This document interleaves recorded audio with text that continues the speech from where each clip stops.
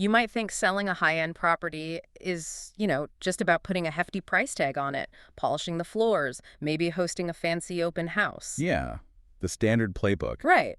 But what if we told you that in the world of true luxury real estate, it's actually, well, it's a meticulously crafted narrative, a deep dive into psychological triggers. And almost like a strategic operation, really, all rolled into one. Today, we're pulling back the curtain on luxury real estate marketing. We're drawing some pretty profound insights from an expert who's been described as the guy they call when a $5 waterfront home needs to go without the drama. Mm-hmm. That's quite the reputation. We're talking about Justin R. Harris and his, let's say, refreshingly unfiltered approach to positioning, presenting, and pushing these high-end listings. Yeah, and what's really fascinating here, and what we're going to unpack, is how this isn't just about the transaction itself. Okay. It's about transformation, not just of the property's perception in the market, but often the seller's mindset, too. Our mission in this deep dive is to uncover those precise strategies, the, subtle mindset shifts, and the core philosophy that turns a listing into a really compelling story, one specifically designed for its perfect match. We'll be exploring his unique brand of candid advice, his detailed 6-step marketing playbook, Okay. then a really compelling case study from his own experiences that just perfectly illustrates his methods. Okay, let's unpack this then. Because many of us, myself included, might initially picture luxury real estate as simply, bigger homes, more extravagant amenities. Right, like that custom koi fish mural from Bali you mentioned. Exactly. But our sources quickly reveal a much deeper, almost counterintuitive game being played. Indeed. And the core belief highlighted really throughout his work is that luxury isn't a price point, it's a presentation. Okay, presentation, what does that mean exactly? Well, it really shifts the focus dramatically. You're not just selling square footage or the number of bathrooms or even the fancy appliance brands. Yeah. You're selling a lifestyle, a brand, and in many ways, a feeling. Think about it. A property might have incredible features, but if those features don't speak to the aspirations The dream. or the emotions of the buyer, they're just expensive details. They don't connect. And this is where it gets really interesting for me. The sources explicitly state, luxury buyers buy emotion, not square footage. That's a powerful shift. It is. So what specific challenges does that present for sellers? Because they're typically focused on the tangible things, right? Their beautiful kitchen, the view. How do you guide them away from that? That really is the crux of it. The biggest challenge is helping sellers detach from their personal connection, their memories, their preferences. Which is hard. Very hard. And instead, connect with the buyer's aspirational desires. For instance, as the expert points out, no one's buying your pool. They're buying how that pool makes them feel. Well, the experience. The tranquility, the entertainment possibilities, maybe the status, or, if you have this perfectly curated wine room, but the ideal buyer. They drink tequila and want a cigar lounge. Yeah, okay. That wine room, as impressive as it is, means nothing to them. It's about framing the property for their lifestyle, not the seller's history with it. So you're selling the potential of the life they could have there. Precisely. The potential. Okay, so if it's all about emotion and fitting a lifestyle and not just the features, how do you even begin to identify who that ideal, emotionally driven buyer actually is? Because the sources tell us your buyer isn't who you think. And that raises an absolutely critical question. If we're not selling to a reflection of the seller, or even just some generic wealthy person, Right. who are these distinct luxury buyers? It's definitely not one size fits all.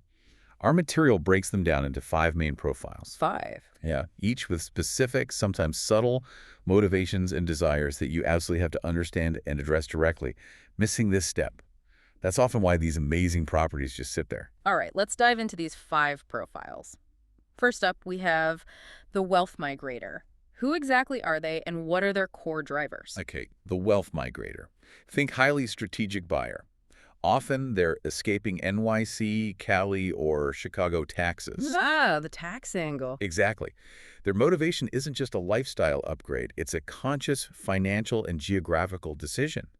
They're explicitly seeking space, sunshine, and zero state income tax. Practical reasons, then. Very practical. They're making a strategic move for wealth optimization, a better quality of life, looking for ROI not just in the property itself, but in their overall financial well-being and freedom. They often want specific things like space, privacy. Got it. So a calculated move. Next, we have the prestige lifestyler. This sounds like someone who really values appearance, social standing. You nailed it. For the prestige lifestyler, their home is absolutely an extension of their personal brand and social status. Think yachts, Instagram, custom G-Wagon wraps. Okay, flashy. Sometimes, yeah. Their driver is pretty clear. They buy to impress. Their purchases reflect their social standing, their success, often their desire to be seen in a certain light. For them, the neighborhood, the architectural statement, the entertaining spaces, those are paramount. It's about being part of an exclusive club. That's a good way to put it. Okay, what about the global buyer? How do they differ from, say, the wealth migrator we just talked about? The global buyer often comes with a different set of priorities. Hmm? Frequently cash buyers. They might be remote through much of the process. Less hands-on, maybe? Potentially, yeah. And they prioritize turnkey properties, homes that require minimal fuss, ready for immediate enjoyment or maybe rental. They're looking for ease of transaction, secure asset, and again, often those bragging rights, but ones that resonate internationally, not just locally. Okay.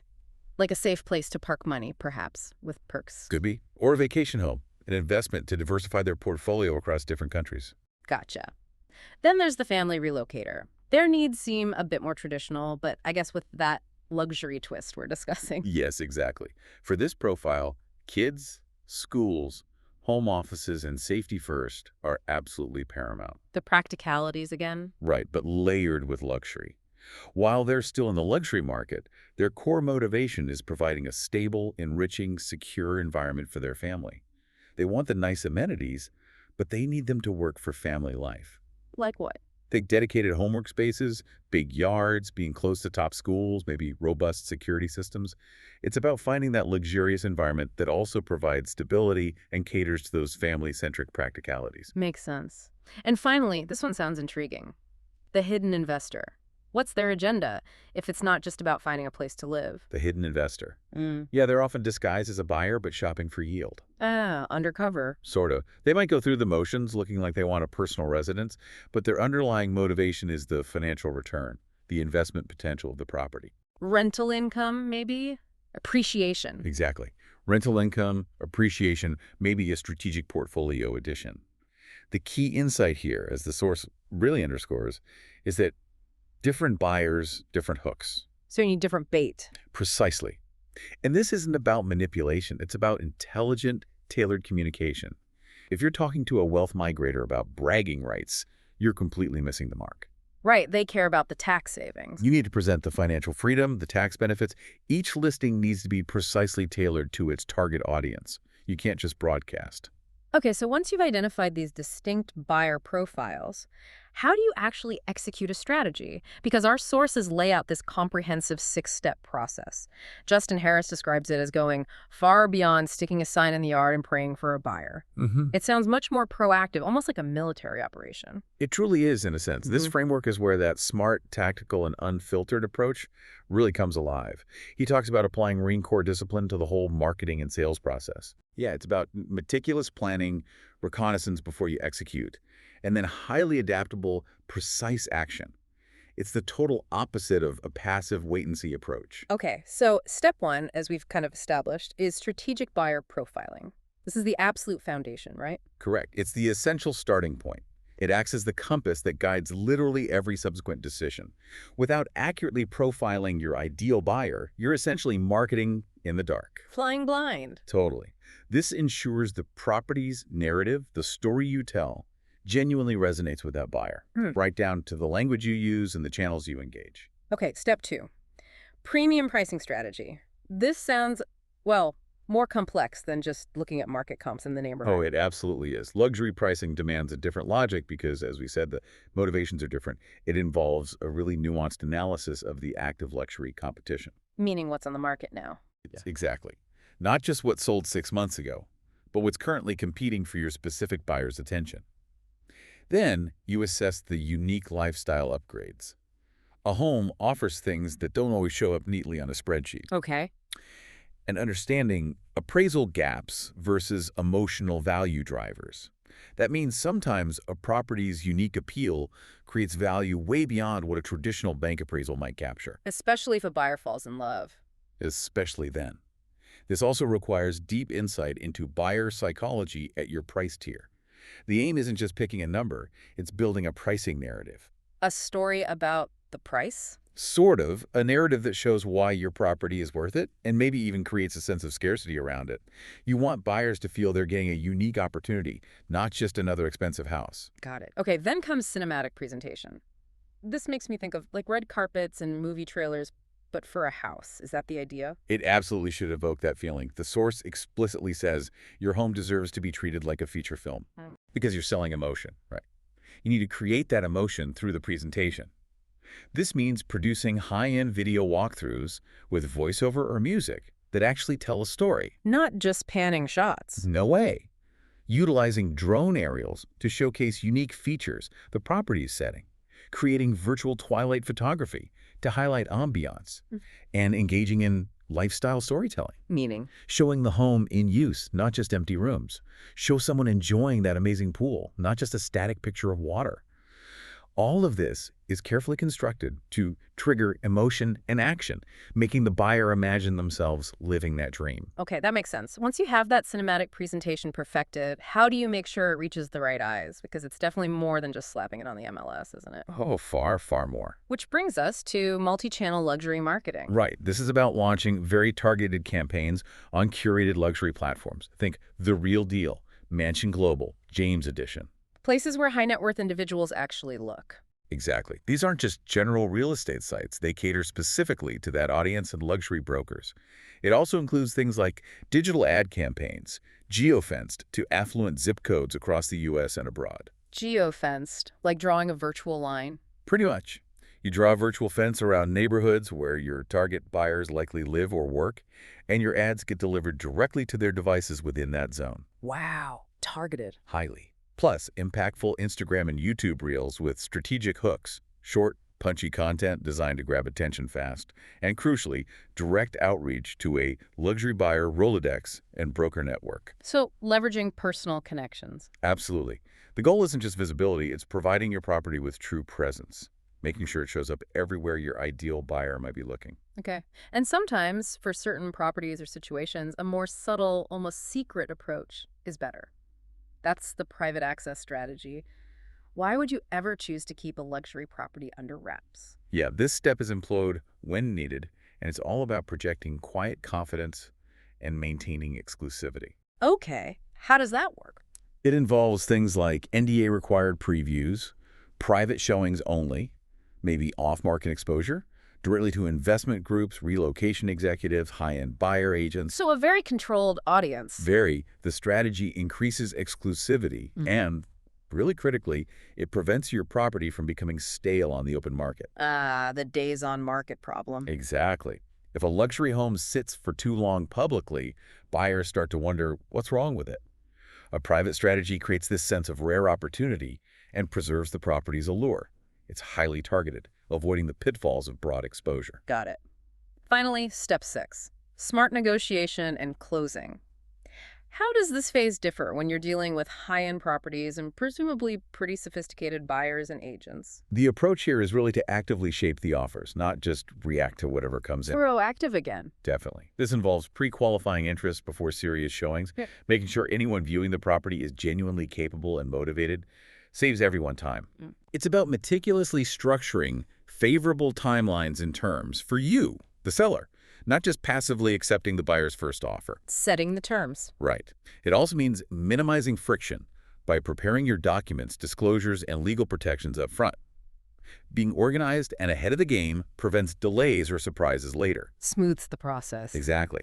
And it's all delivered with this concierge-style service from offer to key handoff, ensuring a smooth, professional, stress-free experience befitting a luxury transaction.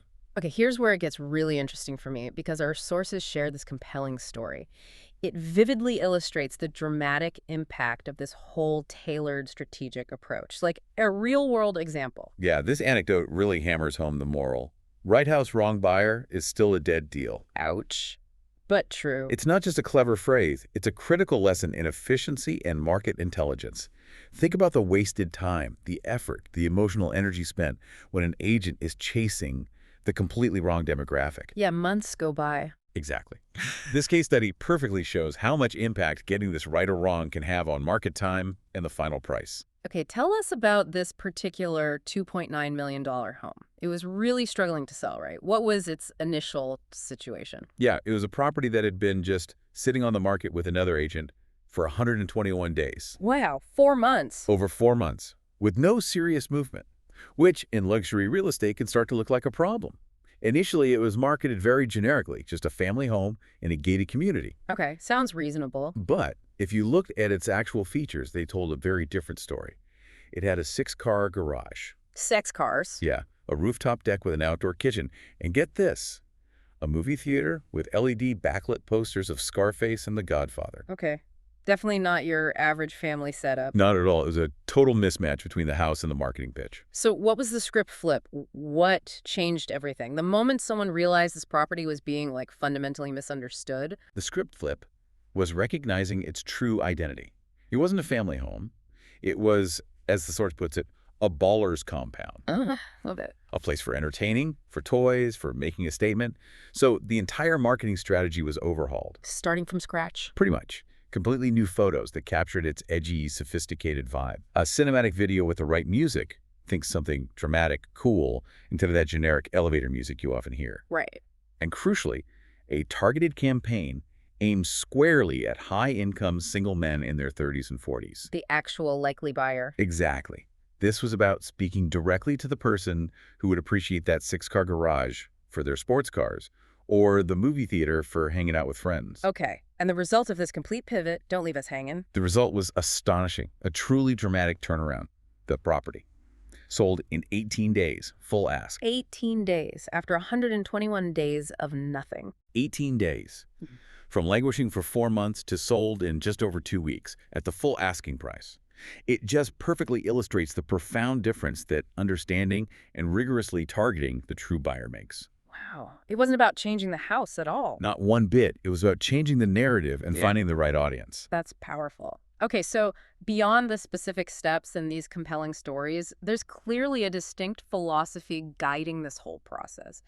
How would you describe the overall tone and approach revealed in our sources, especially for someone just encountering this expert's ideas? Well, the expert describes his own content style as smart, tactical, and unfiltered, with a splash of sarcasm and relatable humor. Unfiltered, huh? Yeah, he aims for a tone that is, and I'm quoting here, direct but never arrogant, analytical but never boring, funny but never silly, commanding but never condescending, relatable but never generic. That's a fine line to walk. It is. The goal seems to be for every piece of content, and really every interaction, to feel like a mix between a TED Talk and a tactical briefing, but with a few laughs and hard truths sprinkled in. So informative but engaging, cutting through the usual fluff. Exactly. Getting to what truly works without sugarcoating. And this really isn't just about selling a house, is it? It feels like it's about a deeper, almost unapologetic understanding of market dynamics, human psychology, and just proactive strategy. Absolutely. Yeah. It actively pushes past guesswork, past hoping for the best, Right. towards a foundation of math, psychology, and negotiation timing. It really challenges those conventional passive approaches, the ones that often boil down to, let's just put it out there and see what happens. Yeah, the wait and see. His clear directive is basically, if your last agent told you, let's just see what happens, fire them. Ooh. Very. This approach fundamentally emphasizes proactive strategy over just hopeful waiting. It transforms the selling process into a managed, disciplined campaign. And those phrases you mentioned, they really stick with you. They kind of encapsulate this whole philosophy. Things like, you don't need a sign in the yard, you need strategy. Or, I don't sell houses, I position assets to the right buyers. That's a different mindset. It really is. And what's fascinating here is how these phrases so succinctly capture that fundamental shift, moving from a purely transactional, often passive mindset Just facilitating a sale. to one of strategic positioning and deliberate value creation. It's about elevating the entire process beyond just listing a property to essentially sophisticated asset management. It communicates confidence, precision, and a deep understanding of the market and the buyer. Okay, so wrapping this up, What does this all mean for you, the listener? Whether you're actually considering a luxury sale or maybe just aiming to be more strategic and effective in your own work, your own endeavors. This deep dive into Justin R. Harris's approach seems to offer some powerful lessons that go way beyond just real estate. Yeah, it definitely raises an important question for you to consider. Are you truly identifying your ideal buyer or audience in your own context, whatever that context might be, your job, your business, even your personal projects? Hmm, And are you positioning your asset, your product, your service, maybe your personal brand, to speak directly to their deepest emotions and lifestyle aspirations? Or are you just, listing its features like on a spec sheet? that's a great point. We've seen today that selling well, especially in this nuanced luxury market, is this masterful blend of precision, psychology, and strategic storytelling, all delivered with, what was it, Marine Corps level And discipline? that intensity. Ultimately, it's about not just selling a house, but selling the story of what it could be, Yeah. but only for the right person. Finding that perfect match through strategy. Exactly. So maybe consider this. In what areas of your life or work are you marketing your house like a spreadsheet, focusing only on the facts and figures? When you should be. When maybe you should be crafting a compelling storybook tailored precisely for the right audience. The difference, as we've learned today from this case study, can be absolutely monumental. That's certainly something to mull over. Thank you for joining us for this deep dive into the world of strategic luxury marketing. We hope you walk away with a fresh perspective and maybe some actionable insights for whatever you're trying to sell.